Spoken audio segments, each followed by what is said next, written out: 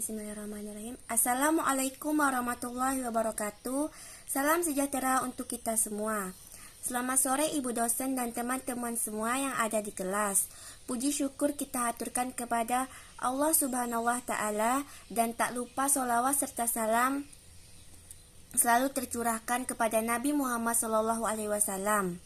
Kami dari kelompok 9 yang terdiri dari saya Hidayatul Isna sebagai presentator, dan Yulia sebagai presentator pertama, Penny sebagai presentator kedua, Anin sebagai presentator ketiga, dan Safina sebagai presentator keempat. Baiklah, pada hari ini kami akan mempresentasikan analisis kuantitatif protein. Nah, untuk penjelasan lebih lanjut, marilah kita simak dengan seksama penjelasan pertama yang akan disampaikan oleh saudari Yulia. Kepada Yulia kami persilahkan.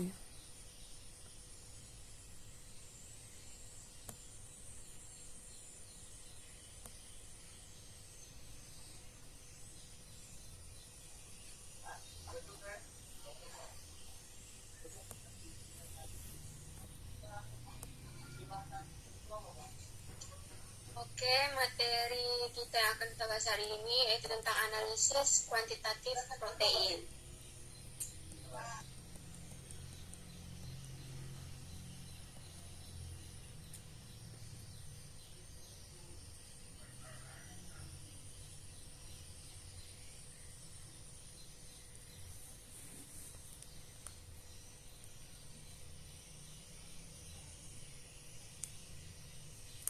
Maaf Yulia, mic-nya belum hidup. Apa itu protein? Nah, protein ini berasal dari bahasa Yunani, proteus, yang berarti pertama atau yang terpenting. Bisa dilanjut Kak slide-nya? Nah, protein merupakan senyawa molekul terbentuk dari ikatan antar asam amino yang disebut ikatan peptisida. Protein merupakan suatu polipeptida dengan bobot molekul yang bervariasi dari 5.000 hingga lebih dari 1 juta. Jadi, protein ini merupakan komponen utama dalam semua sel hidup, baik tumbuhan maupun hewan. Pada sebagian besar jaringan tubuh, protein merupakan komponen terbesar setelah air. Sekitar 50% berat kering sel terdiri atas protein. Jadi protein ini senyawa organik yang kompleks. Itu terdiri dari unsur-unsur karbon, hidrogen, oksigen, nitrogen. Terus bagian protein juga mengandung belerang dan fosfor dalam jumlah sedikit. Terus kita masuk ke ada bagian klasifikasi protein. Nah, di bagian klasifikasi protein ini ada 5. Yang pertama struktur, yang kedua bentuk dan sifat fisik, yang ketiga fungsi biologis, yang keempat daya larut, dan yang kelima protein majemuk. Pertama, klasifikasi protein yang pertama yaitu klasifikasi protein berdasarkan struktur. Nah, yang pertama ada struktur primer. Struktur primer atau struktur utama ini merupakan struktur yang terdiri dari asam-asam amino yang dihubungkan satu sama lain secara kovalen melalui ikatan peptida. Yang kedua ada struktur sekunder. Nah, struktur sekunder ini merupakan protein yang sudah mengalami interaksi intermolekul melalui rantai samping asam amino. Terus yang ketiga ada struktur tersier. Jadi terbentuk karena adanya pelipatan membentuk struktur yang kompleks. Yang keempat ada struktur kuartener. Struktur ini tersusun dari beberapa bentuk tersier, dengan kata lain multi subunit. Terus ada yang kedua, klasifikasi protein berdasarkan bentuk dan sifat fisik. Ada 2 nih. Yang pertama protein globular, yang kedua protein serabut. Nah, protein globular ini terdiri dari polipeptida yang bergabung satu sama lain, berlipat-lipat membentuk bulat padat. Contohnya kayak enzim, albumin, globulin, dan protamin. Protein ini larut dalam air, asam basa dan etanol. Jadi protein itu larut dalam air. Terus yang kedua ada protein serabut. Protein serabut itu terdiri dari peptida berantai panjang dan berupa serat-serat yang tersusun memanjang dan memberikan peran struktural atau pelindung. Contohnya kayak fibroin, ada sutera dan keratin pada rambut dan bulu domba. basa maupun etanol. Nah, tadi kan ada dua tuh, ada protein globular dan protein serabut. Nah, jadi perbedaannya protein globular nih dia tuh bisa larut dalam air, asam basa maupun etanol. Sedangkan tadi protein serabut tuh dia tidak bisa larut di dalam air, asam basa maupun etanol. Nah, ini sekarang kita masuk ke struktur proteinnya. Struktur protein ini masuk ke bagian klasifikasi berdasarkan struktur. Yang pertama, masuk ke bagian itu ada 4 tadi, ada primer, sekunder, tersier, dan kuartener.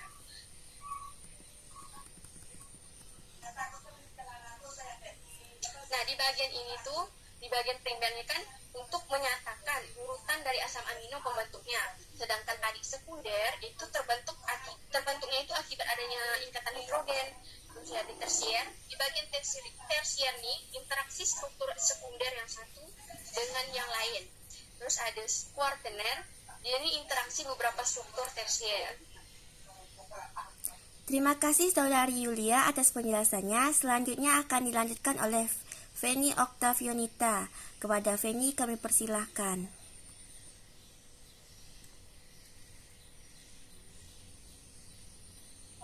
Baiklah, saya akan melanjutkan yang ketiga, yaitu klasifikasi protein berdasarkan fungsi biologis. Di klasifikasi protein berdasarkan fungsi biologis terdiri dari yang pertama enzim.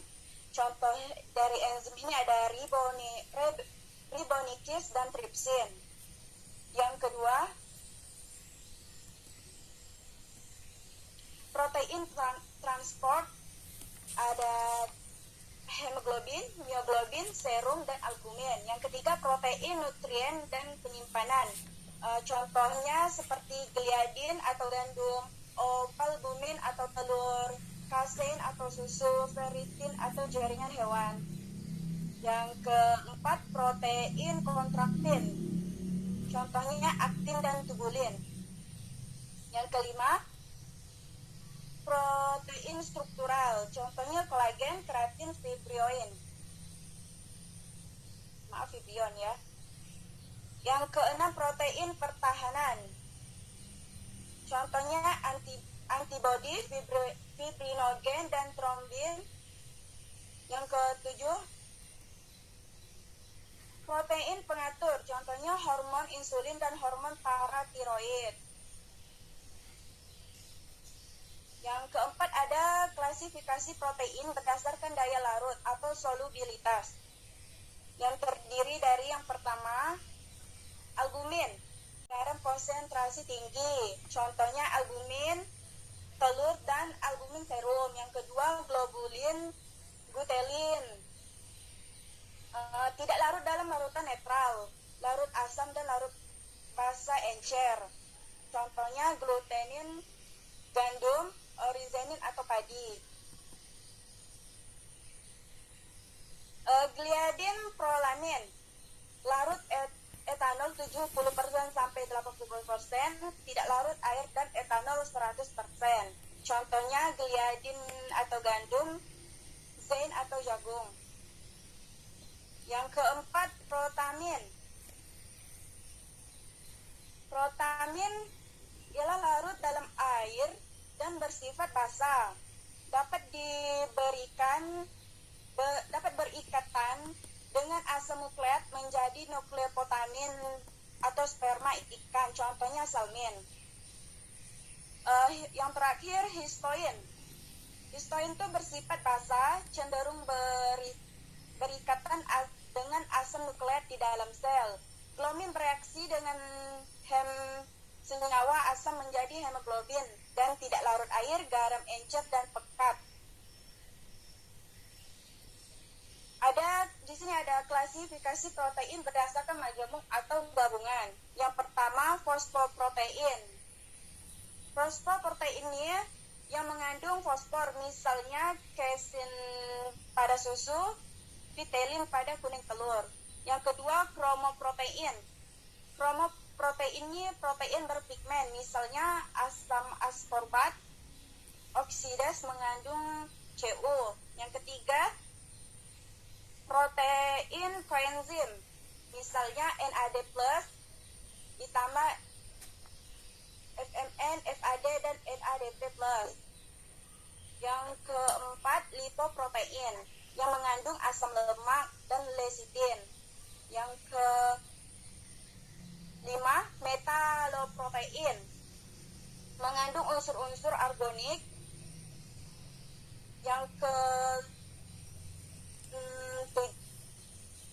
keenam, glikoprotein gugus protesis karbohidrat misalnya leucin, osmokoid. Yang terakhir nukleoprotein, protein dan asam nukleat berhubungan atau berikatan valensial sekunder misalnya pada jasa organik.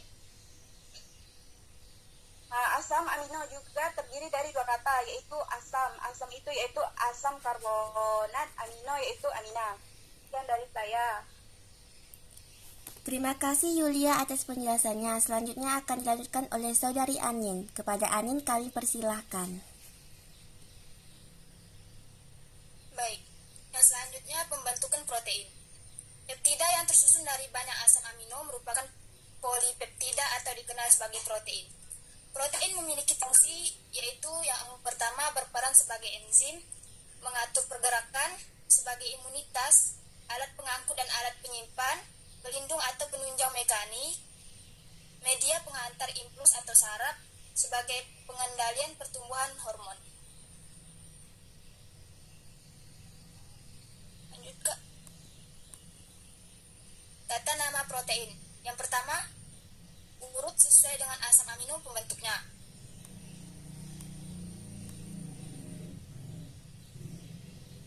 Dan yang kedua, asam amino yang depan diakhiri dengan ir. Ya, protein dalam bahan pangan tersusun atas asam-asam amino yang saling berkaitan membentuk ikatan peptida.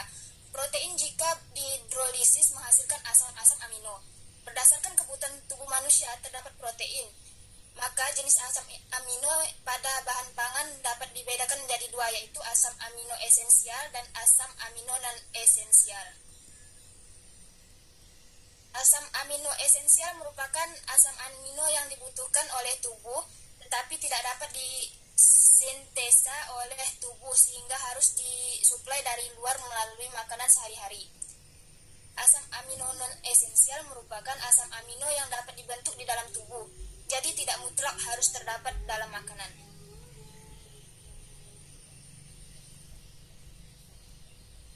Contohnya yang esensial yaitu histidin, arginin, listin, isoleucin, dan teronin.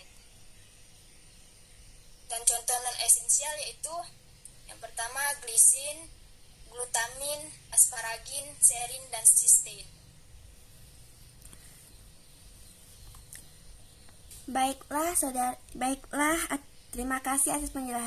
Terima kasih atas penjelasannya kepada Saudari Anindya. Selanjutnya akan dilanjutkan oleh Saudari Safina. Kepada Safina kami persilahkan. Baik, saya akan menjelaskan tentang pengertian analisis kuantitatif. Apa itu analisis kuantitatif? Analisis kuantitatif adalah suatu rangkaian pekerjaan analisis yang bertujuan untuk mengetahui jumlah suatu unsur atau senyawa dalam suatu sampel yang dianalisis. Metode analisis kuantitatif. Teknik utama yang digunakan dalam analisis kuantitatif anorganik didasarkan pada yang pertama, penampilan kuantitatif reaksi-reaksi kimia yang cocok atau pengukuran banyaknya bereaksi yang diperlukan untuk menyempurnakan reaksi atau pemastian banyaknya hasil reaksi yang mungkin. Yang kedua, pengukuran sifat-sifat kelistrikan. Yang ketiga, pengukuran sifat-sifat optik tertentu. Dan yang keempat, kombinasi pengukuran optik atau listrik dan reaksi kimia kuantitatif. Selanjutnya, metode titrimetri. Dalam analisis titrimetri sampai sekarang sering disebut analisis volumetri. Zat yang akan ditetapkan dibiarkan bereaksi dengan suatu reaksi yang ditambahkan sebagai larutan standar. Kemudian volume larutan standar yang diperlukan diukur. Tipe reaksi yang biasa digunakan dalam sitimetri adalah yang pertama, reaksi penetralan asam basa. Contoh, jika asam Ha ditetapkan dengan basa BOH. Yang kedua, reaksi pembentukan kompleks. Yang ketiga, reaksi pengendapan. Dan yang keempat, reaksi oksidasi reduksi.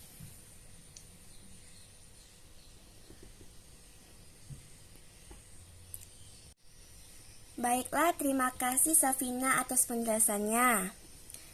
Selanjutnya, baiklah teman-teman, kita sudah mendengarkan penjelasan tentang analisis kuantitatif protein dari presentator tadi. Agar mengetahui, kita tidak berhenti di sini saja. Saya akan membuka sesi diskusi di mana kalian bisa menanyakan, menyanggah, atau memberi tanggapan mengenai analisis kuantitatif protein.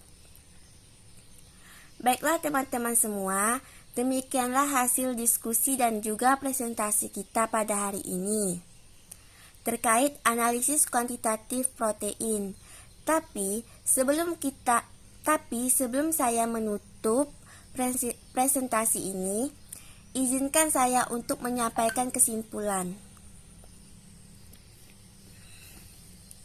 Pada dasarnya, pekerjaan titrimetri diakhiri dengan menentukan volume zat yang bereaksi, maka titrimetri sering juga disebut dengan volumetri, sedangkan volumetri atau gasometri didasarkan pada pengukuran volume gas yang disebabkan atau diserap dalam suatu reaksi kimia. Demikianlah kesimpulan yang dapat saya sampaikan. Kami dari kelompok 9 pamit undur diri. Terima kasih atas perhatiannya dan mohon maaf apabila ada kesalahan kata maupun tingkah laku. Akhirus salam, wassalamualaikum warahmatullahi wabarakatuh.